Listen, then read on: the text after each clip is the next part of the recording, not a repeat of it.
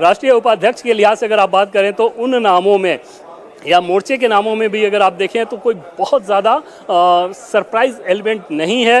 Vasundhara Raje Scindia already team में थी, एकदम से उम्मीद थी कि एक बार फिर से उनको जगह दी जाएगी। बड़ा चेहरा है, आज भी भले ही वहाँ पे सरकार के हिसाब से वो उसमें शामिल नहीं है, पूर्व मुख्यमंत्री रही है, लेकिन पॉपुलैरिटी के हिसाब से देखें तो आज भी क्राउड पुलर के तौर पर बीजेपी में राजस्थान में आपको ऐसा कोई नेता नहीं मिलेगा जिस प्रकार का करिश्मा वसुंधरा राजे सिंधिया दिखाती हैं। पूरे राजस्थान के किसी भी ज़िले में जाएं, वोटर्स को, लोगों को खींचती हैं, वो उनको लोग सुनना चाहते हैं, उससे मिलना चाहते हैं, वो समझ में आ रहा था। तीरथ सिंह रावत की बात करें, उत्तराखंड से, तो बहुत सहज व्यक्ति हैं, पहले भी संगठन में रह चुके हैं, राष्ट्रीय सचिव के तौर पर 2 बार के सांसद रहे हैं। आपको ध्यान होगा कि फिर मुख्यमंत्री भी बने थे 4 महीनों के लिए, तो अब पूर्व मुख्यमंत्री भी हैं। हालांकि जिस तरीके के उनके बयान आते थे उसके बाद समझा जा सकता है कि पार्टी की कितनी ज़्यादा किरकिरी हो रही थी, फिर वो हटे। और लेकिन संगठन के लिहाज से आप देखें तो बहुत सहज व्यक्ति माने जाते हैं, उनको वो जगह दी गई है। राम माधव की बात करें तो राम माधव की जब वापसी हुई थी जम्मू कश्मीर के चुनाव के दरमियान, तब ये तय माना गया था कि राम माधव वापस फिर संघ में नहीं जाएंगे, बीजेपी में ही रहेंगे। अब देखने वाली बात ये थी कि क्या वो राष्ट्रीय महामंत्री आते या फिर राष्ट्रीय उपाध्यक्ष के तौर पे, जो प्रोफाइल उनका हो गया। और जब बीजेपी के राष्ट्रीय अध्यक्ष के तौर पे नितिन नवीन जी आ गया, तब ये समझा जा रहा था कि राम माधव को अब राष्ट्रीय उपाध्यक्ष के तौर पर ही भेजा जाएगा। बैजयंत पांडा ऑलरेडी बीजेपी के राष्ट्रीय उपाध्यक्ष हैं। डाटा वगैरह को लेके जब राज्यों में चुनाव होते हैं, खासतौर पे जैसे दिल्ली चुनाव में प्रभारी थे वो, और बहुत ग्राउंड पर उन्होंने काम किया था, तो डाटा के आदमी बेसिकली वो जाने जाते हैं। एक बार फिर से उनको जगह दी गई है। पुरंदेश्वरी जो कि आंध्र प्रदेश से आती हैं, आपको ध्यान होगा कि पहले राष्ट्रीय महामंत्री थी, फिर वो आंध्र प्रदेश गई, फिर वापस से उनको राष्ट्रीय उपाध्यक्ष के तौर पर अब जगह दी जा रही है। रेखा वर्मा जो कि ऑलरेडी पहले से टीम में रही हैं, उनको एक बार फिर से जगह दी जा रही है। उत्तराखंड में ये सब प्रभारी भी हैं। वर्षन भाई जोशी जो कि गुजरात से आते हैं, उनको जगह दी गई है। नया नाम है भारती प्रवीण पवार, ये एक चर्चित नाम है महाराष्ट्र का, उनको जगह दी गई है, जो कि डॉक्टर हैं। इसके अलावा सरदार मनप्रीत सिंह बादल पंजाब से, और पंजाब से ये वो नाम है जो कि सिख चेहरा होंगे राष्ट्रीय उपाध्यक्ष के तौर पे। लाल सिंह आर्या जो कि ऑलरेडी लाल सिंह आर्या पिछली टीम में थे, लेकिन इस बार राष्ट्रीय उपाध्यक्ष के तौर पे इस टीम में रहेंगे। तारिक मंसूर उत्तर प्रदेश से आते हैं, ऑलरेडी पिछली बार टीम में थे, एक बार फिर से उनको जगह दी गई है। मधुरेंद्र कार जो कि वेस्ट बंगाल से आते हैं, ये नया चेहरा है। तो अधिकांश चेहरों को देखें आप तो जो रिपीटेड भी हैं वो एक्सपेक्टेड वाले लाइन पे है, मतलब ऐसे कोई बहुत सरप्राइज वाली चीज़ इसमें नज़र नहीं आ रही। हाँ, ये ज़रूर कहा जा सकता है कि जैसे राष्ट्रीय महामंत्री के बाद जब नेशनल सेक्रेटरी की बात करें तो उसमें कुछ नए नाम हैं जो कि थोड़े से चौंकाने वाले हैं। जैसे भोला सिंह को लेकर अलग भूमिका के बारे में चर्चा चल रही थी, लेकिन उनको राष्ट्रीय सचिव के तौर पर टीम में जगह दी गई है।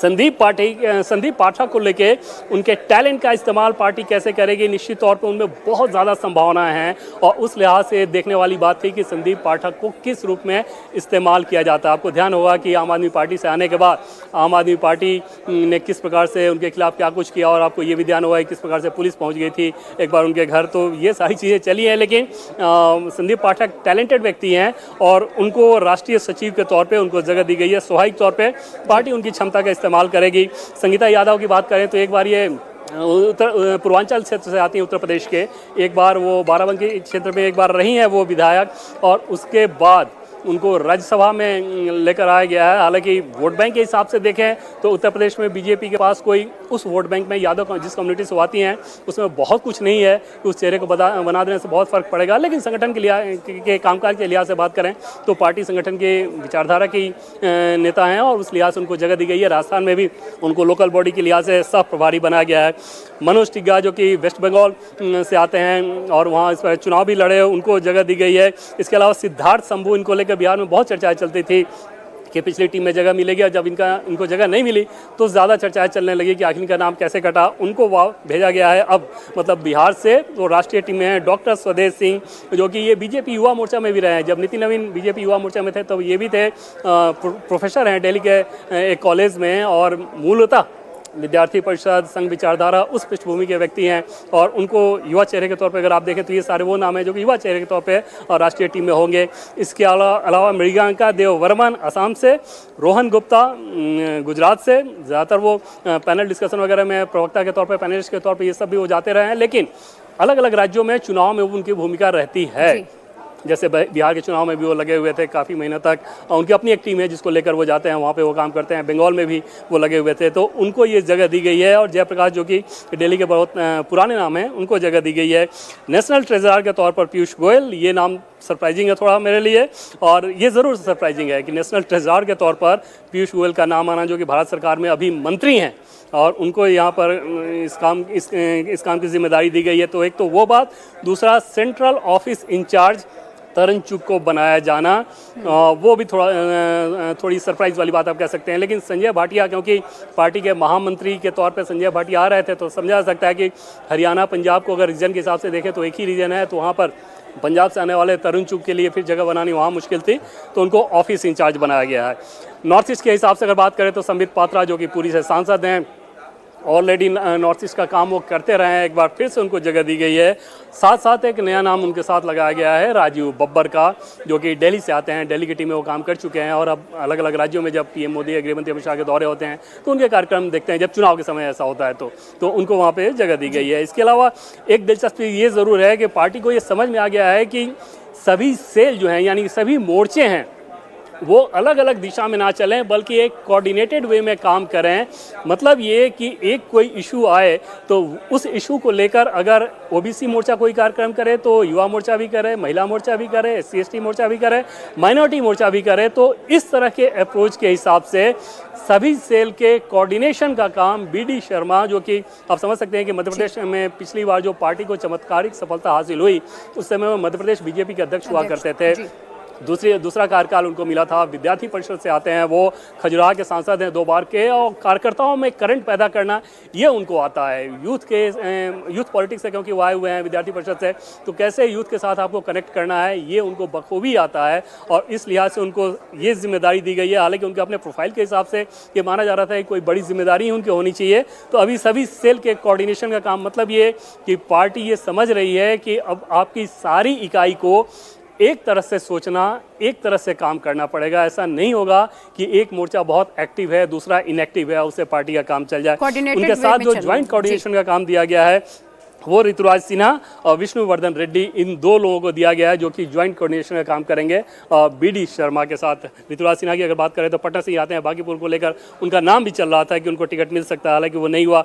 मोर्चा की बात करें तो मोर्चा को लेकर ज़रूर पार्टी के भीतर एक चर्चा थी, और काफ़ी उस पर मंथन भी हुआ था। जैसे हेमांग जोशी को बनाया गया, डॉक्टर हेमांग जोशी को, उनके साथ साथ उत्तर प्रदेश का एक नाम था जो कि विद्यार्थी परिषद से आते हैं, शक्ति सिंह, उस नाम को लेकर बहुत ज़्यादा चर्चा थी।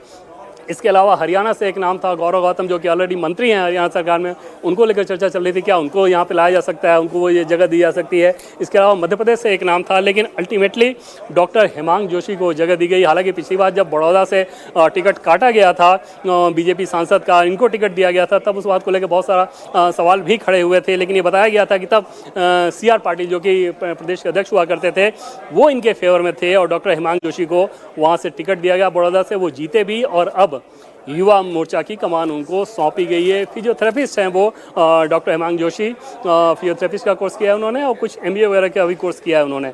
OBC मोर्चा की बात करें तो अमरपाल मौर्य, जिनके बारे में हम लोग पहले बातचीत कर चुके हैं कि बहुत पहले अगर इनकी बात करें तो ये उमा भारती के बेहद करीबी सहयोगी के तौर पे काम ये करते थे, और बाद में धीरे धीरे उन्होंने संगठन के काम को पूरी शिद्दत से लिया, और पार्टी ने उसका इनाम भी उनको दिया था कि पार्टी ने उनको राज्यसभा भेजा, और अब OBC मोर्चा की जिम्मेदारी उनको दी गई है। चर्चा ये चल रही थी कि अगर कैबिनेट एक्सपेंशन पहले हुआ रहता तो इनका नाम उस सूची में भी हो सकता है, एटलीस्ट ऑप्शन में ये था विचार के तौर पर, उत्तर प्रदेश से वो नाम आया हुआ था। किसान मोर्चा की बात करें तो बंसीलाल गुर्जर, जो कि मध्य प्रदेश से आते हैं, उनको किसान मोर्चा की जिम्मेदारी दी गई है। SC मोर्चा हम लोग ऑलरेडी बात कर चुके हैं कि पूर्व सांसद शिवेश कुमार राम, और ST मोर्चा डॉक्टर मन्नालाल रावत और कुंवर बासित अली, माइनॉरिटी मोर्चा। तो कुल मिलाकर आप देखें तो कुछ चेहरे ऐसे हैं जो कि एकदम से नए चेहरे के तौर पे बहुत सारे लोगों को लगेगा। हालांकि पार्टी संगठन में जो लोग काम करते हैं या पार्टी संगठन के कामकाज को जो लोग फॉलो करते हैं, उनको ये पता है कि इनमें से एक भी नाम ऐसा नहीं है जिसके बारे में कोई ये सोचे कि कौन आ गया, और ये हो भी नहीं सकता इस लिहाज से कि बीजेपी की राष्ट्रीय टीम में संगठन की जिम्मेदारी उसी व्यक्ति को दी जा सकती है जो कि पहले अलग अलग लेवल पर परफॉर्म कर चुका हो, और उन सारे नामों पर ही विचार किया गया था और फिर उन नामों को लेकर यहाँ पर राष्ट्रीय टीम में फिर फाइनल सूची जो बनाई गई उसमें जगह दी गई। स्मृति ईरानी के हिसाब से एक चीज़ बहुत दिलचस्प रहेगा कि खासतौर पर पॉलिटिक्स के हिसाब से सोचे, संगठन की टीम का मुख्य काम तो ये रहता है कि जो संगठन का विस्तार, संगठन को मजबूती, संगठन के कार्यक्रम को आगे बढ़ाना और चुनावी सफलताएं दिलाना। लेकिन पार्लियामेंट में आप तय मानिए कि स्मृति ईरानी बहुत जल्द उनको राज्यसभा भेजकर पार्लियामेंट में उनको भेजा जाएगा और वहाँ पर राहुल गांधी जब जब कोई ऐसी बात करेंगे जो कि बीजेपी और सरकार पर अटैक करने की कोशिश करें, तो भले ही राहुल गांधी लोकसभा में हो और लेकिन राज्यसभा में स्मृति ईरानी रहेंगी उस फेस के तौर पर, और नैरेटिव जो चलेगा वो राहुल वर्सेज स्मृति ईरानी। स्मृति ईरानी के हिसाब से अगर बात करें, क्योंकि राहुल गांधी को एक बार वो हरा चुके हैं, इनफैक्ट जो last election Rahul Gandhi versus Smriti Irani का हुआ है उसमें स्मृति ही विजयी रही हैं, क्योंकि पिछली बार अमेठी में कैंडिडेट कांग्रेस ने बदल दिया था और इस बात को लेकर बहुत ज़्यादा चर्चा भी चली कि राहुल गांधी में ये हिम्मत नहीं हुई कि वो दोबारा आ जाए, ऐसा बीजेपी के लोग कहते थे। और राहुल गांधी वहाँ आए नहीं, किशोरी लाल शर्मा वहाँ पे आए थे, उस चुनाव में स्मृति ईरानी को हार का सामना करना पड़ा। लेकिन ये आपको आगे नैरेटिव देखने को मिलेगा और स्मृति ईरानी जो कि पार्टी की बहुत प्रखर और कुशल वक्ता हैं, वो ज़रूर पार्टी के फेस के तौर पर, प्रमुख फेस के तौर पर लगातार वो आपको नजर आएंगे। जब जब ऐसे पॉलिटिकल अटैक करने होंगे उनकी भूमिका बहुत प्रमुखता से नजर आएगी।